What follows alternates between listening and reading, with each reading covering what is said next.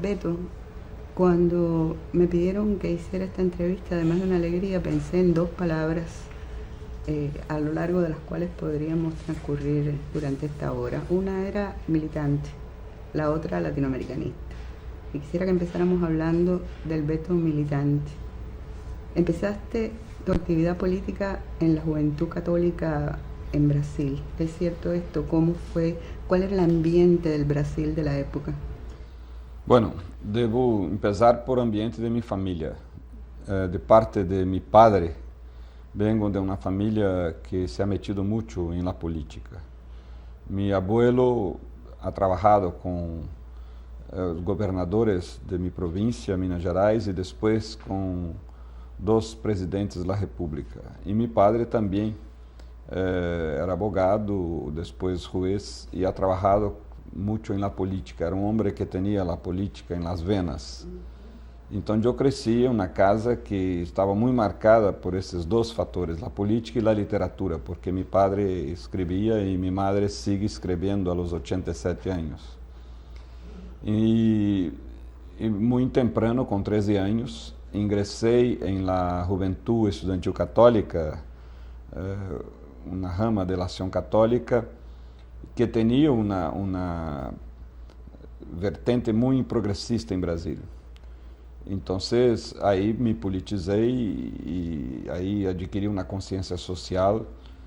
Aí, enfim, me tornei um militante cristiano progressista e com 17 anos fui elegido vice-presidente da entidade estudantil, né, da secundária de minha cidade, Belo Horizonte.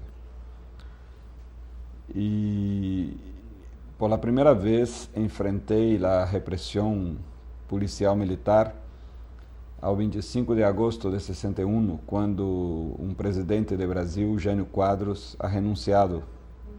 Em verdade, ele havia passado por Cuba e aqui subo que Fidel havia renunciado e volveu por exigência do povo, porque Fidel dizia que não queria ser mais do que o jefe do resto do rebelde, pero estava descontento com o presidente que havia início da revolução e depois, né, o povo lo elegeu primeiro-ministro. Então, Jânio pensava que com sua renúncia ia ter mais poderes. O que passou é que a gente lo rechazou e ele nunca mais voltou a ser presidente. E eu lo considerava progressista diante de seus opositores e fui à calle para mobilizar a gente, para que a gente pressionasse para que volvera Jânio. E o que passou foi a minha primeira experiência de enfrentamento com a repressão policial militar.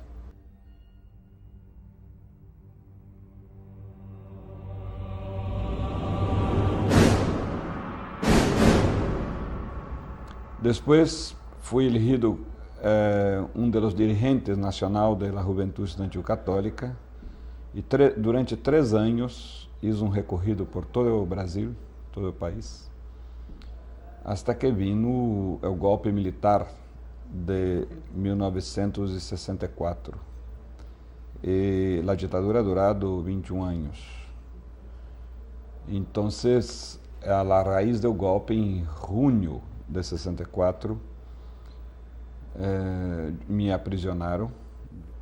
Estuve 15 dias na cárcel e depois, por pressão de los obispos, salimos em libertad. Pero já em um ano seguinte ingressei em los dominicos e depois, em um ano 66, me transportei a São Paulo.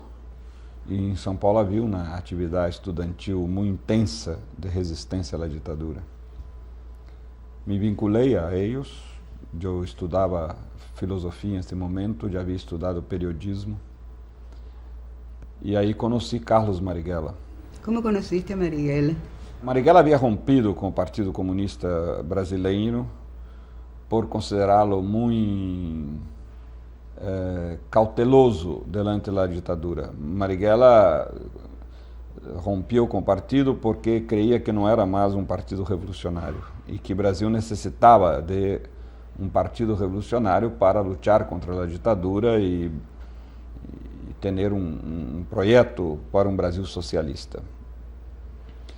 Então, Marighella supo por os estudantes comunistas que nós outros dominicos éramos um bom grupo de apoio, teníamos uma mentalidade progressista, conhecíamos bem o marxismo e tudo isto, e foi a ser uma visita em nosso convento.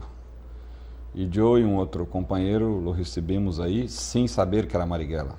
Chegou como professor Menezes. E ao final da conversação, que foi muito interessante, ele impactou porque nunca havia estado com curas progressistas assim, que conheciam o marxismo e todo. Ele sacou um paquete de livros e disse: quero regalar-te estes livros, que são de meus. E se foi, e quedamos de encontrar outras vezes. E quando abrimos o paquete, livros de Carlos Marighella. Então, aí passamos a integrar seu grupo, que se chamava Ação Liberadora Nacional. Era um grupo de guerrilha urbana. Não chegou a ter a parte rural. Pero nosotros nunca tomamos armas em las manos. Nosotros, los frailes, luchávamos em apoio a los guerrilleiros. Havia que esconder gente, encontrar meios de curar gente que estava herida em enfrentamento com a polícia, enfim, essas coisas de infraestrutura mesmo, de apoio logístico. Hasta que ele me pediu para ir ao sul do país, em la fronteira com a Argentina e Uruguai, para ajudar a sair clandestinamente de Brasil os militantes guerrilheiros perseguidos, que estavam queimados, perseguidos por la polícia. E eu me fui aí, preparei todo um esquema de fronteira, né? Um pouco digo que hacía contrabando de gente, e praticamente saquei do país todos os sequestradores do embaixador dos Estados Unidos, que ha sido o primeiro sequestro político na história da luta revolucionária em América Latina, em setembro de 69. E depois, a repressão muito violenta nos alcançou a todo o grupo de dominicos, e eu fui o último do grupo a ser hecho prisioneiro em 9 de novembro de 69. Pero estava feliz porque havia sacado do país 10 pessoas muito procuradas, né, de los principais, assim, que estavam todos os carteles de procura-se os terroristas e todo, incluso o segundo de Marighella, né, Câmara Ferreira, eu lo saquei do país. E aí me quedei 4 anos em la cárcel. ¿Cómo era el Brasil en que estaban sucediendo estas cosas desde la JEC hasta tu participación en el ALN? Bueno, Brasil era um país que em este momento deixava de ser um país feudal, um país centrado em la agricultura, para sofrer desde os anos 50, sobretudo, um processo acelerado de industrialização. E uma industrialização muito distinta da que havia anteriormente, que era muito nacional. Em os anos 50 houve uma internacionalização da produção brasileira. Aí chegaram as transnacionais. Chegou este capitalismo com todas suas, né, maneiras de ahorrar mano de obra e explotar toda a matéria-prima que o Brasil tem muitíssima. E aí se agudizou a crise social. E esta agudização, com muitas lutas campesinas, as ligas camponesas e também muitas lutas obreiras, é que levou a um governo progressista com João Goulart, que um pouco expressava este sonho de muita gente em o país, de que o Brasil necessitava, para sair adelante, de reformas de base. Ou seja, necessitava de tornar-se um país moderno e havia que ter reformas em la educação, em la vivienda, em la salud, sobretudo a reforma agrária, porque somos um país continental, de dimensões continentales, e nunca jamás hemos tenido uma reforma agrária. Então, há haciendas, há latifúndios em Brasil que são maiores do que o território de Bélgica, de Luxemburgo. E então havia uma luta muito forte e justamente quando João Goulart, depois da renúncia de Jânio, chegou ao governo, houve golpe militar para justamente impedir todos estes cambios tão necessários hasta hoje. Então, aí vivimos 21 anos de ditadura. O Brasil ha sido a primeira, dentro de todo um contexto latino-americano produzido por la Casa Blanca, né, que habla muito de democracia, pero sabemos um pouco, há um chiste que todos aqui também conhecem, que só não há golpe militar em los Estados Unidos porque em Washington não há embaixada americana, né? Um pouco isto. E por toda a América do Sul, primeiro Brasil, depois Chile, depois Argentina, depois Uruguai, depois Bolívia, Peru, enfim, militares por toda parte e com muitíssima repressão e, enfim, ha sido um sofrimento muito forte para todos nós outros.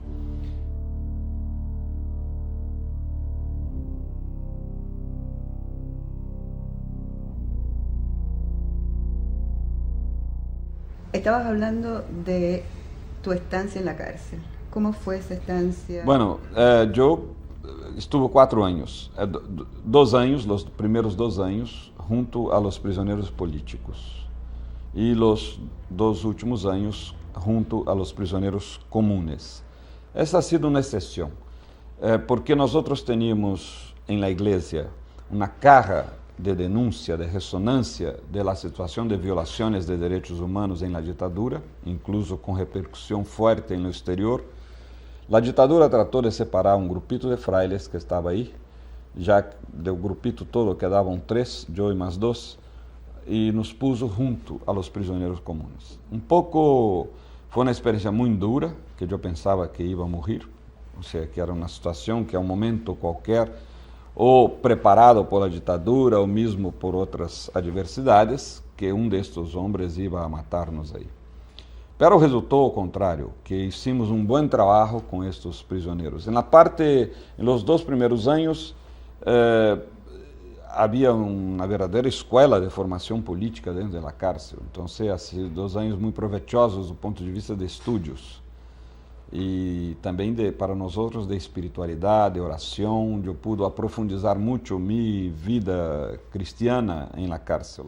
E os 2 outros anos com os prisioneiros comuns foi onde efetivamente empecei meu trabalho popular, porque para ajudá-los a sair um pouco dessa situação de sofrimento subjetivo em que vive, hemos organizado cursos de clases de la secundária que tinham validade oficial, veniam os professores da cidade a fazer as provas, oficinas de teatro, oficinas de leitura bíblica, oficinas de dibujo, uma pequena biblioteca. Então, com isso, hemos trabalhado mais ou menos 80 prisioneiros comunes, de los quais eu sou amigo hasta hoje de alguns que se han recuperado, porque, sabe, ha passado a ter outra consciência da vida, enfim, das coisas. Então, ha sido uma experiência muito rica esta da cárcel e, de meu ponto de vista, eu tive a sorte de ter ganas de escrever. Eu literalizei a experiência da cárcel e, graças aos generales de Brasil, me tornei um escritor profissional. Começaste a escrever na cárcel? Sim, meus 2 primeiros livros são cartas da cárcel, que eu escrevi para a gente amiga e para parientes, pero que depois han sido juntadas mientras eu estava na cárcel e ha sido publicada primeiro em Itália e depois em Brasil e depois em muitos países. Hubo outros frailes dominicos y de otras denominaciones que también fueron víctimas de la represión. Sim, o caso mais dramático é de um companheiro meu, dominico, Fray Tito de Alencar Lima. De todo o grupo nuestro, Fray Tito ha sido mais torturado. E não solamente a raiz de sua prisão, pero 3 meses después, volvió a ser muy torturado porque la represión consideraba que había habido una repercusión muy fuerte de nuestra prisión, pero que no había elementos fuertes para justificar. Y querían que bajo tortura Fray Tito confesase que nosotros habíamos participado de operaciones armadas. Y Fray Tito tuvo una resistencia increíble. E a um ponto que chegou e pensou, ou vou a confessar ou devo morrer para não confessar. Um militar lhe disse, usted não ha hablado, pero jamás vai olvidar o preço de seu silêncio. E efetivamente, Fray Tito enlouqueceu. Saiu quando houve um sequestro do embaixador da Alemanha e foi a Europa, a Paris, a viver em Paris. E aí, por todas as calles de Paris, mirava seus torturadores. E aí passou a haver um sofrimento muito grande, porque o fantasma de tus torturadores lo perseguiam por toda parte. E o médico disse que tinha que sair de Paris, ir a um convento em o campo, trabalhar com as manos, e aí foi a um convento cerca de Lyon, que temos aí. E se hizo tudo para salvar a Tito. Pero eu me emociono muito quando hablo dele. Em agosto de 74, ele se ahorcou e 10 anos depois regressou a seus restos mortais, han regressado a Brasil, e o cardenal Arnes ha dito uma coisa muito importante em la missa de recepção. Dijo que Tito não se matou. Tito buscou de outro lado da vida a unidade que havia perdido deste lado. Tú has estado cercano a la formación de muchos de esos instrumentos políticos. Pienso, por ejemplo, en las comunidades eclesiales de base, las pastorales de la iglesia brasileña, no solo la católica, pienso en la luterana, por ejemplo, pero también instrumentos como los sindicatos, el sindicato metalúrgico, con su fuerza enorme alrededor de Sao Paulo. Pienso en el movimiento de los trabajadores rurales sin tierra, del cual fuiste asesor durante mucho tiempo y probablemente sigue siendo, el Partido de los Trabajadores, pero también la educación popular en el Instituto Sede Sapiencia de Sao Paulo. Quisiera que comentaras un poco acerca de esta emergencia de nuevos instrumentos de la lucha popular en Brasil, tu participación en ellos, qué ha pasado con ellos, en qué Brasil es que están operando. Sim, antes devo dizer uma coisa importante. A esquerda brasileira, hasta os anos 70, esquerda que eu pertencia e sempre me ha considerado uma pessoa de esquerda, tinha um perfil muito elitista, hasta entonces. O elitismo venia desde a importação de modelos estrangeiros, por exemplo, grupos que queriam fazer uma revolução russa em Brasil, depois uma revolução china e mesmo uma revolução cubana. Nós não tivemos a sorte de ter aí um Mariátegui, não tivemos a sorte de ter um Fidel, um Che Guevara que nacionalizaram as teorias revolucionárias. Isso nos custou muito, porque tivemos toda uma etapa de luta, eu sempre digo, em que teníamos tudo. Teníamos ideologia, teníamos coragem, teníamos dinheiro das expropriações bancárias, teníamos armas. O único que não teníamos, o único detalhe, não teníamos o povo. Pero este detalhe é 90% de tudo. E, justamente, a raiz do golpe militar, a única forma de organização popular que quedou sem sofrer repressão han sido as comunidades eclesiais de base.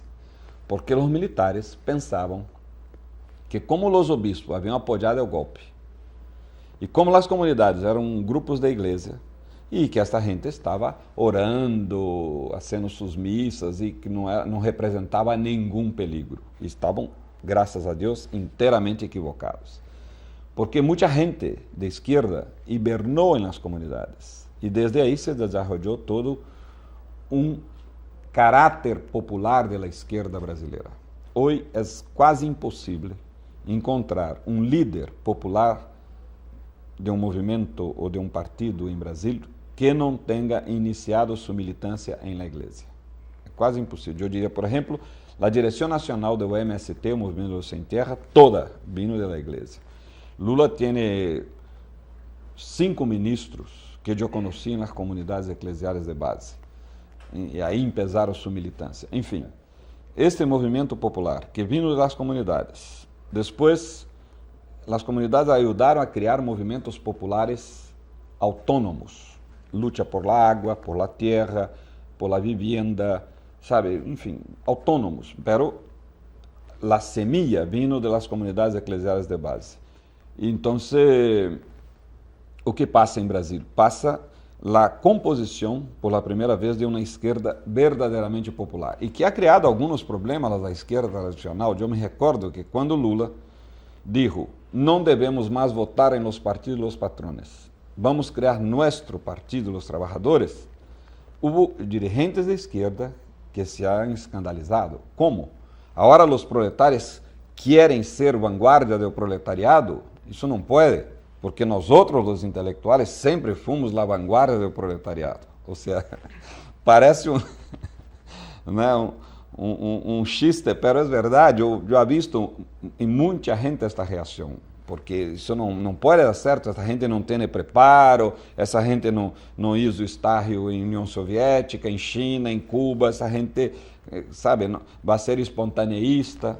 E efetivamente esta gente estava correta. Criou um instrumento político, e aí sim vino os intelectuais, gente de diferentes ramas sociais, a integrar o Partido dos Trabalhadores. O Brasil quizás seja o país de América Latina que tenha maior número de movimentos populares. É impressionante a rede de movimentos populares. E ha sido essa rede que ha impulsionado a criação do MST. Isso tudo passa nos anos 80. Primeiro o PT, Partido dos Trabalhadores, depois a CUT, a Central Única dos Trabalhadores, que tem 20 milhões de filiados, depois o MST, depois em 92 a Central de Movimentos Populares. Enfim, há uma acumulação de forças, e esta acumulação de forças é que explica Lula presidente. Ou seja, Lula é resultado da luta desses movimentos.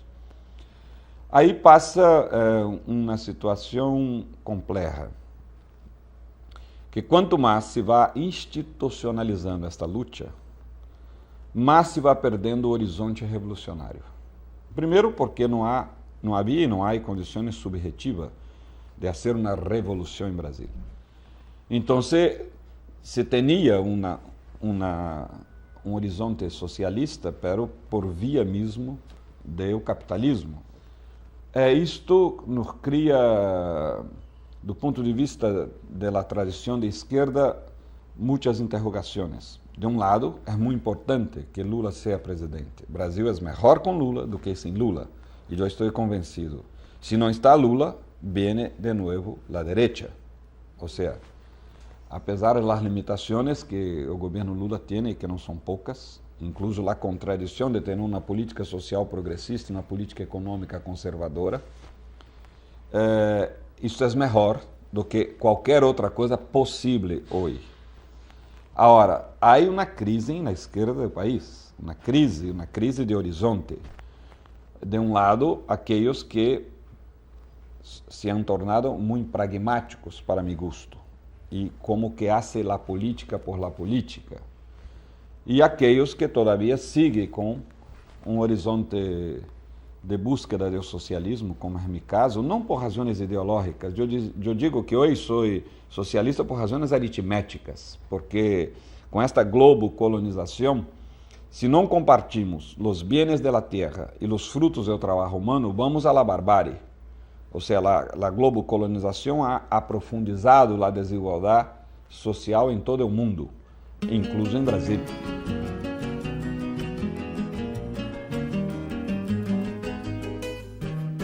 Cham cantar, bem trazer você,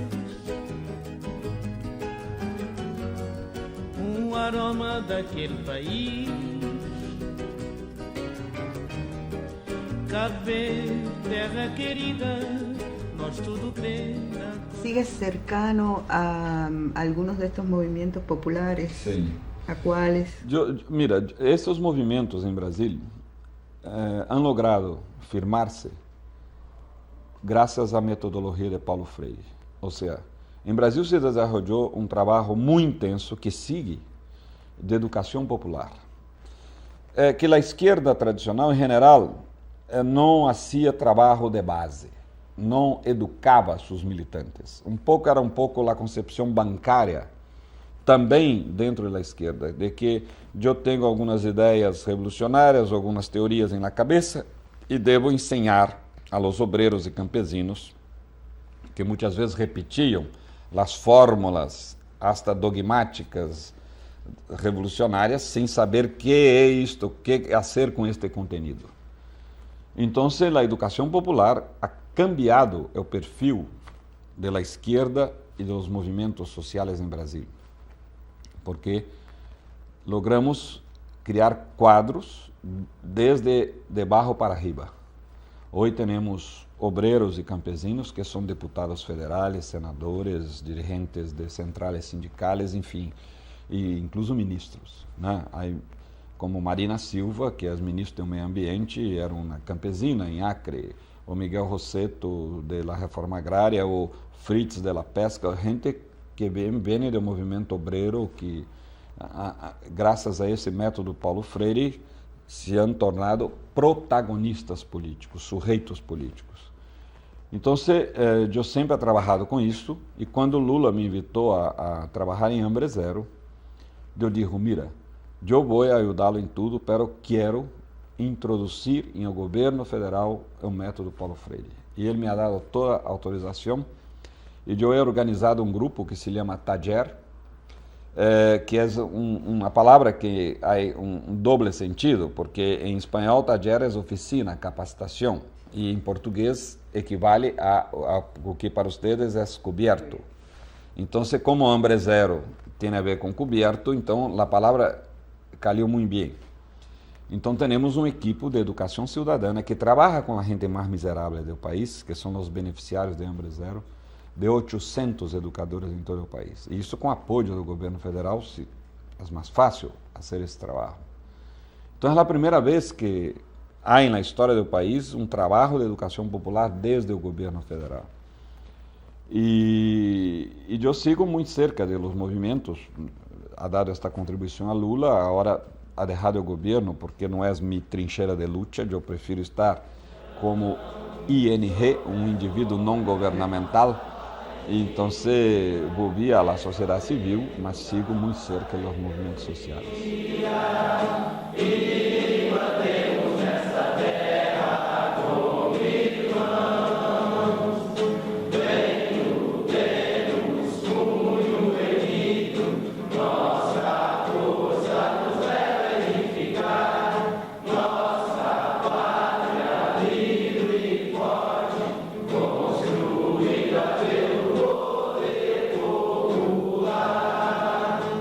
Bueno, pasando a otro tema, la otra palabra que a mí se me ocurrió, además de militante, cuando pensé en ti, fue latinoamericanista.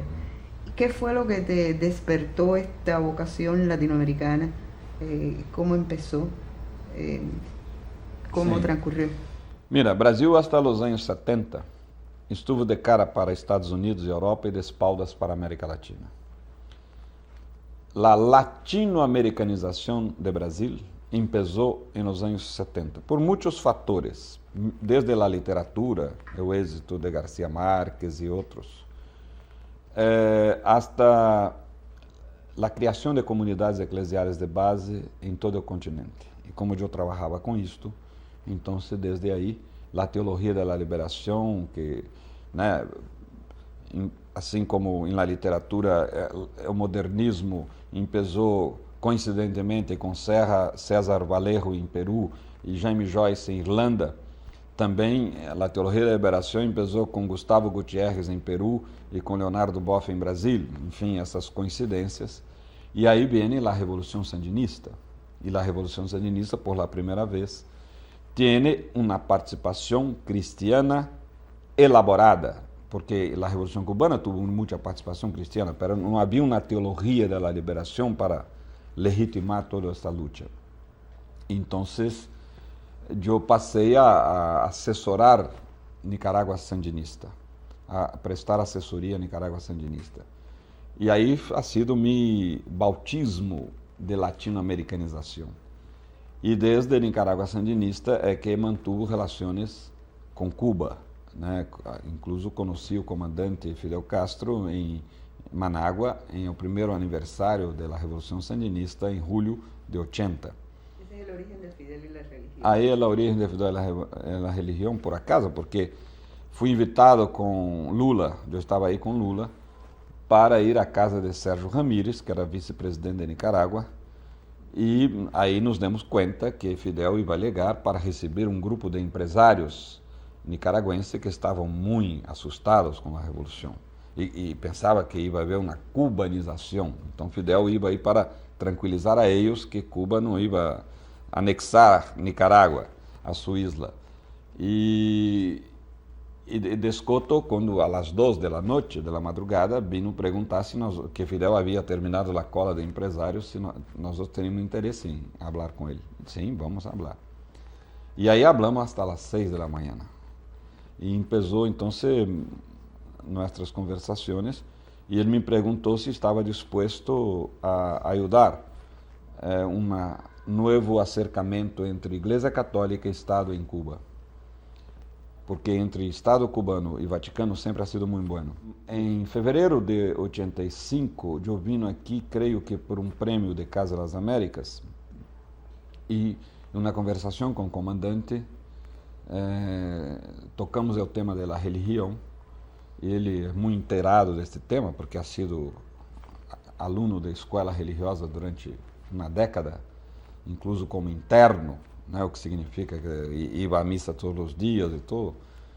Então, ao final perguntei, comandante, você me diria essas coisas para uma entrevista? Eu pensava em um librito para jovens brasileiros, né? Digo, sim, quando tu pode vir de novo? Bom, em maio. Ah, bueno.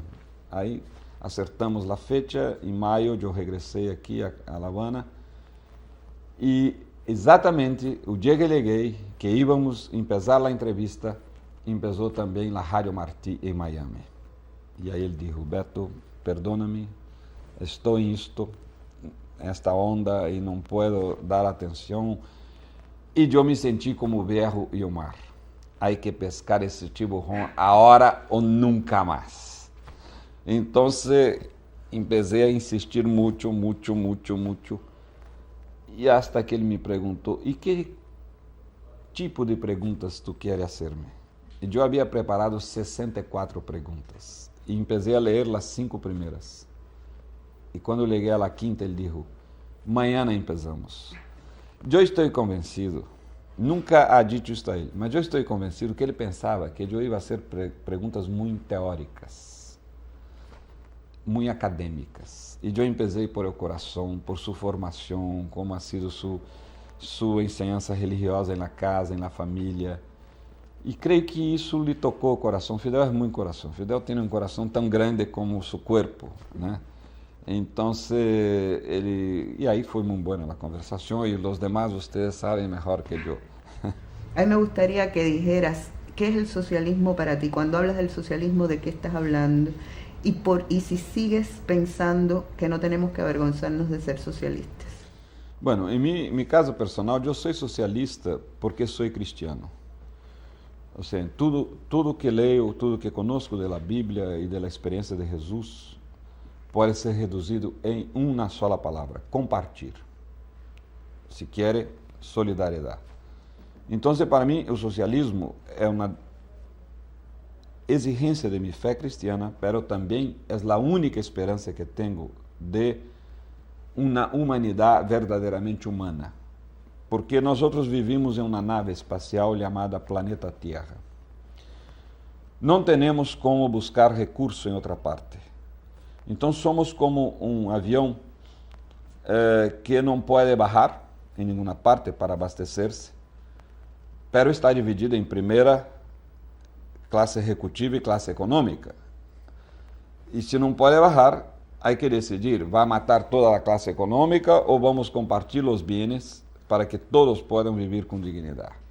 Então, para mim isto é o futuro. Temos que buscar um futuro de que toda a gente possa ter condições de vida. E hoje em um mundo, esta búsqueda de um futuro de paz passa por dois caminhos. O caminho de Bush, lograr a paz como resultado da imposição das armas. E o caminho de Fidel e de Lula, lograr a paz como resultado, como fruto da justiça. Que é o caminho do profeta Isaías. Está em um livro de Isaías. Isso ha sido escrito há 2800 anos. La paz tem que ser hija de la justicia. ¿Este es tu 28º o 29º viaje a Cuba? Eu perdi um pouco a conta. Eu sei que não cheguei ao número 30. Eu creio que este é o 28º. Ahora, esto significa que has acompañado durante tiempo e intensamente la caminata cubana, el camino que hemos recorrido.